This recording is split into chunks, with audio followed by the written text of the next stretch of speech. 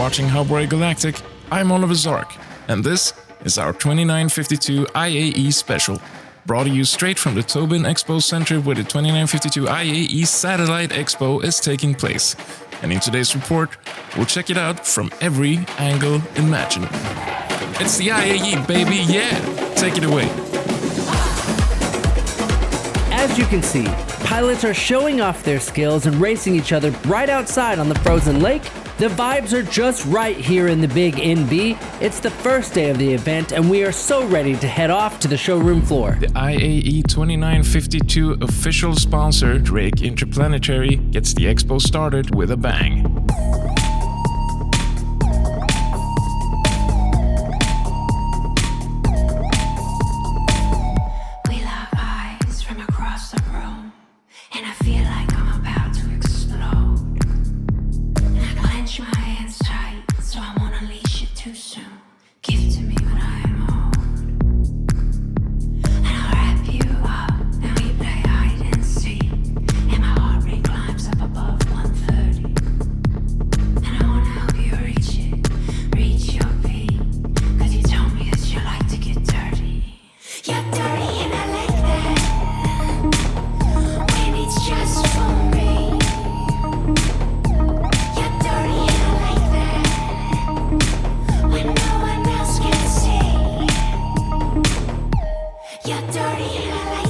That was this year's IAE sponsor, Drake Interplanetary.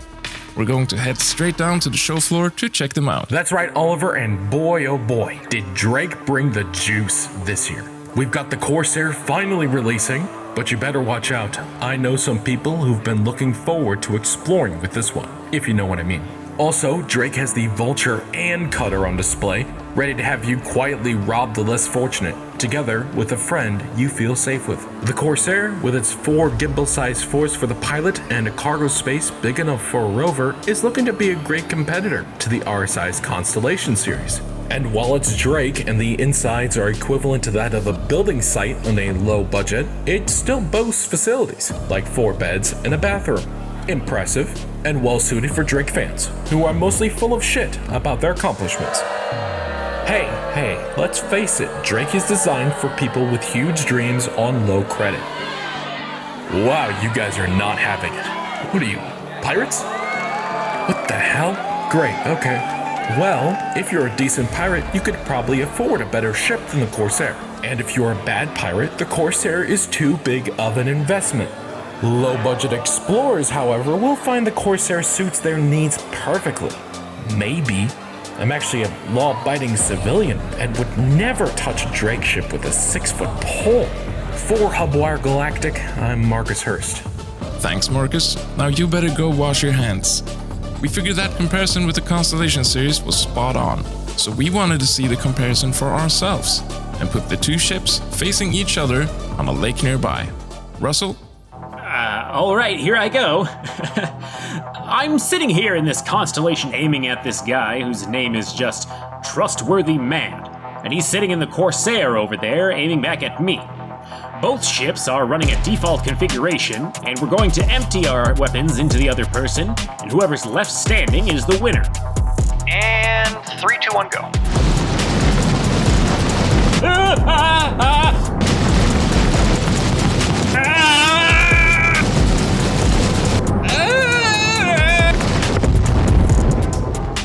With their shields still sitting at 61%, Trustworthy Man and his Corsair is the clear winner. So why are people saying these 2 ships are equal in combat? The answer can be found in space, where mobility in itself becomes a weapon. As you can see, the Corsair has trouble keeping up with the mobility of the Constellation. There we go. It's a draw. And Russell, I know you're having a rough day, but let us know when you're ready for the next test. Now, before we continue on from the IAE, let's follow up on our reporter Josh Gunnion, who disappeared on air in our last report. A lot of you guys found us on Spectrum and demanded to know if he was safe, and I'm happy to say we've found him. Hello, viewers. Josh, why don't you tell the people where you are? Sure. About a year ago, I was on vacation and had set my imprint on board a cruise ship in the Goss system. Apparently, since I left, the ship was boarded by pirates and had its entire crew abducted, and the ship was left drifting in deep space. However, they left the power on the sphere running. So, when I woke up alone on a cruise ship, I had to spend several days reading the manual to even be able to fly the thing. I mean, after I ate the whole cake stock, of course. When I managed to get the ship close to Cassell, I was taken into custody, accused of being one of the pirates. Wow, so where are you now? I'm still in Lyre here on Cassell, and I'm staying here to treat myself to a little vacation after this whole debacle. You know, they got unlimited breakfast dogs here, and Radagast Fizz on tap. We're so glad you're safe, and we'll see you when you come back. Absolutely. Now, with Josh safe in exile, we'll be able to continue the show. Earlier this week, we went to the New Babbage Interstellar Spaceport to hear about people's expectations on the IAE. Look, I'm not really expecting much this year, because I don't know really what's been going on between the expo management or whatever and Drake.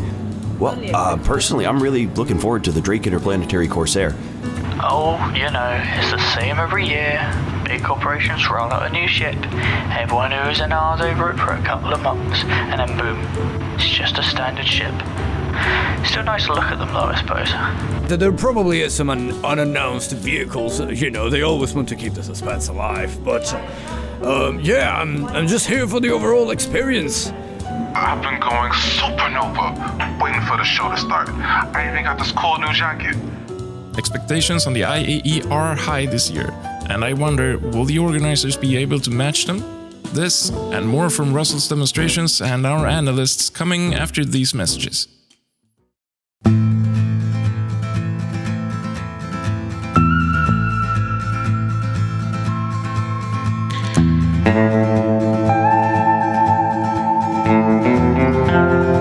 Uh-oh, what's up there?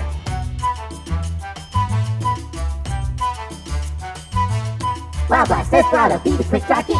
It's yours today. Comes in blue, orange, red, and teal. Look how much security likes them. Buy. The prophecy was for 4,000 years ago. You are the chosen one. You must buy. Sacrifice.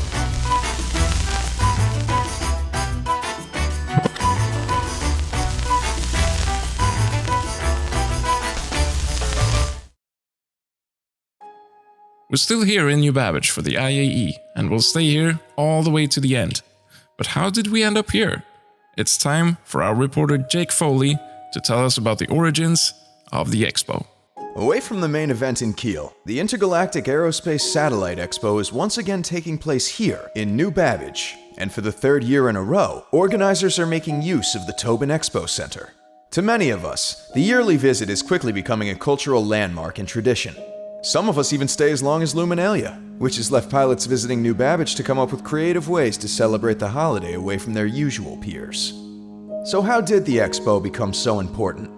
It all started back in 2667, when former Marine pilot Audrey Timmerman opened up her new business, Intergalactic Aerospace Repairs. Accomplished as she was, business was booming, and during her off hours, she was devoting herself to her true passion of modifying human ships with Xi'an tech. 3 years later, in 2670, Timmerman managed to fit her RSI Aurora Poby with some Xi'an thrusters, and together with other ship modding enthusiasts, they loaded up their ships on a transporter and took off to Castor to test fly and try out their modifications. The gathering was a success, and the test flights on Castor became an annual event. After a couple years, organizations started approaching Timmerman about sponsoring the event, and so, as things became official, Timmerman borrowed the name from her business, and the gathering was aptly named the Intergalactic Aerospace Expo, organized on Castor every year until 2847, when the board of directors for the IAE felt they wanted more exposure. They decided the expo location would rotate, coming to a new planet each year, and they stuck to that decision for 60 years. However, during the 2913 Expo on Asura in the Pharaon system, the event was almost cancelled because of Asura's inability to meet the hangar and power standards specified in the IAE contract. This was a near disaster for the organizers, and they could clearly see how fragile the event actually was, depending on a new set of economy and infrastructures every year. Seeing the opportunity to capitalize on the near-disastrous Expo of 2913, the then-governor of Severus and Kiel offered to make vast improvements to his already almost perfect Expo city if the board would agree to make Kiel the permanent home of the IAE. And the Expo, still shaken up from the events on Asura, has ever since that day had Kiel as its home. 5 years ago in 2948, at the same time as the main event in Kiel, the IAE organized its first satellite expo in Lorville. And subsequently, the IAE has held annual satellite expos on different planets around the Stanton system, with Microtech coming out to be the board's favorite planet to host the expo. For Hubwire Galactic, I'm Jake Foley. What a story. And did you know those other ship modders back in the early days of the IAE thought Audrey was selling out when she agreed to having the event sponsored? I mean, I get their point, but I'm also so glad she did. That way, we get to stand here today and experience and talk about the expo. Though I have been wondering, New Babbage? Again? During the initial plans, we decided we wanted the Satellite Expo to be rotating around the planets of Stanton. With all the opportunity for bounty hunting, it's a great system to try out some fighter ships. So why have 3 years gone by and the IAE is still hosted on Microtech? Well, simply put, Microtech is the only planet deemed suitable. Having the IAE in Orison would give Crusader Industries an unfair advantage compared to the others. But if Crusader will sponsor an event in the future, Orison might be up for discussion.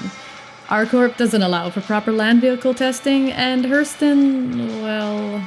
Any last words for the people watching at home? Yes, we're hoping the only war you're having at home is the war against your spouse over your wallet. Thank you, Nadine. I'm Aaron Harper. Back to you, Oliver. Now, I don't know about you guys, but all that talk about my wallet got me all excited to hear about this year's rumors and expectations. Simon? If we gathered anything from last year's ship showdown, it should be that buyers are looking at affordable civilian sector ships rather than anything else. And by looking at this past year's developments, we can clearly see the effects of last year's vote. Origin, for example, has the 600i on its way to get a modernised interior. Crusader Industries, with both the Hercules and the Mercury series making the final 4, recently unveiled the smaller Spirit series, offering variants for cargo, bombing, or personal transport. And finally, last year's shocker, the MPUV cargo taking first place, might have inspired Anvil Aerospace to release a new version of their very own and very small Pisces model, coming later this week. The Pisces was also one of the ships that made the cut for this year's Final 4, further letting manufacturers know buyers are still looking at affordable options. Moving on to speculations, where we have high hopes Argo will try to capitalise on last year's success of their MPUV cargo by showing something new. Furthermore, it's barely still a rumour, but more of a fact that Anvil will release a medical variant of their Pisces model. However, while we do look forward to Anvil Day, we're actually most curious about RSI. Every year they have brought something new and exciting. Last year it was the Scorpius, the year before that it was the Perseus, and in 2949 it was the Mantis. Now, during this year's Invictus Week, they did release the Scorpius, but we'd already known about it for a full year. During 2952, there still hasn't been any news coming from RSI, and for the IAE, they're booked for the very last day. Now, we haven't actually heard of anything concrete regarding RSI, but based on history and statistics, we're very keen on seeing if they'll actually go a full year without unveiling anything, which would be a first in a very long time for the company. Our guess, though, is they've got an ace up their sleeve. For Hubwire Galactic, I'm Simon Wolf. Thank you, Simon. It will be exciting to see what the coming days will bring. Now let's check in with Russel again and see if he's ready to give you guys another Drake demonstration. Here again, and this time we've gone to space to learn if there are any other uses for this Drake Herald except running data better than a Banu runs a lemonade stand. Over there you see 2 Vanguards, and I don't like the way they're looking at us, so we're going to shoot them down. Over here, we've got the Aegis Eclipse, with its deadly size 9 torpedoes ready to tear the Vanguards apart. And we've got a remote-controlled Drake Herald, ready to prove itself as a fast and effective force of destruction. Is the Herald faster than the torpedo? What kind of damage will the Herald cause? Stay tuned. Check out HubFeed. a one-of-a-kind service connecting all the social media around the verse and providing it in the same feed on your glass. Whether you're active on the Grid, GSN or Spectrum, HubFeed has your back. Because when you grow, we grow. So let's grow together and touch billions.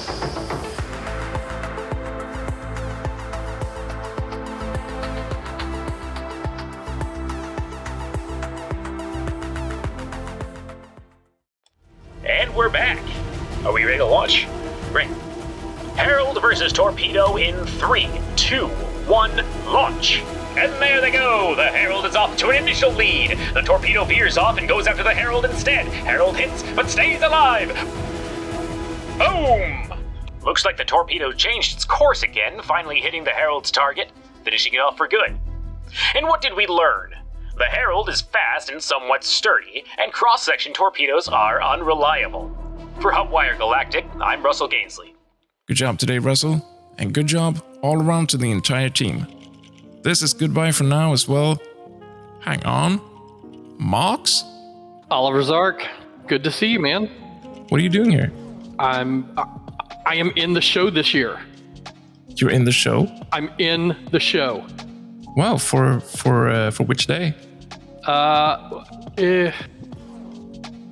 okay. So I'm not in the show as much as I am part of the advertisement campaign. So check it out. Listen, you know how every year they show off their big gunships, and you always see the commercials where they're flying around blowing people up? Yeah, for sure. So they put out a call for some pilots, and I got chosen because, you know, I'm pretty awesome. But hey, Todd, this is he's in it with me. That's Todd. Excuse me, we're filming over here. Could you please? Yeah, just sit down, man. Be cool. Be cool. Anyway, so listen. Yeah, continue. So I sent in my resume. They accepted it because they want some live fire targets. So the contract states that if you get shot out of the sky, they will reimburse you your ship. So I scrounged up enough cash. I bought a ship. It doesn't have gravity or internal atmosphere, but it can get out of atmosphere. What's it called? I did not name it. It has a call sign number, the XL42B, I think. Anyway. What do you mean it doesn't have atmosphere? Does it have engines? Is this like a little shoebox they gave you? I didn't have a lot of money. So anyway, it can get into the atmosphere. I can get it to where it needs to be. They're going to shoot me out of the sky. And there's one thing I can do well. It's get shot down and wake up in the hospital. So I'm getting me a new ship. Have you done this before? Get shot down? Yeah. That's how I lost my last ship. One before it. One before that. Do you keep count of your cycles? Okay, so I did check my insurance. I should have enough for at least one or two more clone cycles. You're going. So I should be what? It could be one more cycle. Should be good. Yeah, but listen, I'm gonna get a brand new ship. It's gonna be awesome. It's gonna have that cool red paint job that you see in the commercials. Yeah, for sure. Sounds good. Do you know what ship you're getting? Well, it says it's comparable to the model that you lost, but I mean, this thing is so old, there's nothing comparable. I mean, maybe I'll just get an Aurora or something, but you know, anything that's got like a bed in it or just place that I can run cargo is going to be fine. So, fine for risking your last cycle. Well, I cannot live on this planet anymore. Do you have any idea how long I've been in this place? No, These I don't. people are crazy. Todd, tell him. Todd? No comment, Todd. Thanks, bro. He's hiding in the... That guy. Where did you actually find him? Todd? He is going to be my co-pilot. What? This is a great opportunity, Zark. We can't all have fancy shoes and work in the media, okay? Yeah, Some of us sure. have to lug packages, and without a ship, I can't lug packages. I got a question for Todd, though. Okay. Todd, if you spot any dangers, what will you tell Mox? Seriously, you're going to check your text now? Oh, yeah, he's really reliable, that guy. Look, all I have to do is get into space, get into position, and take some fire. It'll be fine. What could possibly go wrong? Yeah, what could possibly go wrong? Listen, Max, I hope I see you during the next event again. Catch up with me. Which day are you gonna do your stunt? Hold on, let me check my. Maybe Todd knows. Hold on, It is day scratch 2. your butt there, Todd. Great. Day 2. All right, day 2 live fire exercise. I am target ship 4. Target ship. Oh, there's several targets. Yeah. I mean, when you see the 4th guy get got, that's me. I'm gonna be in the commercial. Moving up in the world. Mm-hmm. Well, I wish you all the best, Max. I hope it. No, I'm not. Okay. You know what? Next time, I'm gonna have a new ship. You don't even know what ship it is. What was it? An Aurora? A Pisces? What was your? Mine. I think the one that I'm flying used to be an Aurora, but it doesn't quite look like one anymore. I mean, it's got some parts welded on for sure, but I'm like 90. This doesn't sound like a new ship, though, does it? No. They replace it with a comparable model. So. What are you actually getting for risking your life, Max? I'm gonna get a new ship. It's gonna be brand new. They give you a brand new ship to replace the one that they blew up. And what ship is that? Well, it says that it is a comparable model to the one that gets blown up. I think this one technically and the one is that gets in Aurora blown up class. doesn't have atmosphere or quantum drive or anything. They don't need to know that. Do not play this before I get paid out. Okay, just. Yeah, right, for sure. Yeah. If you survive, I'll talk to you again on day 3, maybe. I'll make a little short with you here in the airport, and you can show your ship. Okay, sounds good. Great. All right, Max, I got to run. I got this Corsair to try out. I wish you the best and good luck. All right, good luck, man. I will see you when I do. For sure. And you too, Todd. Todd, are you listening? Todd. You're looking at me, Todd. Yep, right, you're listening. Okay. Great. All right, take care. He's not a big talker. Nah, he's a nodder. Todd the nodder. Yeah. Right, whatever. I'm gonna leave you two alone. Bye. All right, later, man. Take care. So, everyone, that was Max and Todd. We wish them the best, and we'll see how they fare on day 2. I'm Oliver Zark, and you are wiser than yesterday. Have a great IAE.